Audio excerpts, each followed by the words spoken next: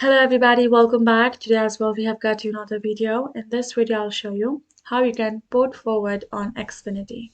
But before that, please do make sure to like our video, subscribe our channel, and without any further delay, let's dive into it. Now for that, go ahead and access your Xfinity as I have done over here. As soon as you have done that, this is how your interface is gonna look like. From over here, go ahead simply sign in. Upon doing that in your signed in tab, you will find plenty of options on top as a pop-up likewise. Among them, you will find this option of Wi-Fi pop-up.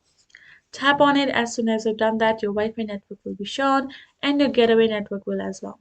Go ahead, tap on the getaway network. Once you're tapped on it, you're going to be able to check out the network, and then you're going to be scrolling down to the settings and you will find advanced settings. Tap on this more option at the bottom in the section of advanced setting.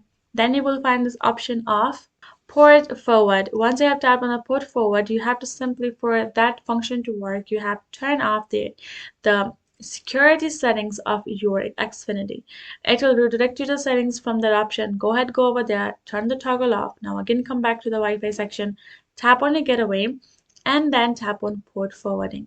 Then from over here, go ahead, tap on create, start port forwarding, and go ahead, select the device and follow the prompts given by Xfinity itself on the screen accordingly, and you're good to go.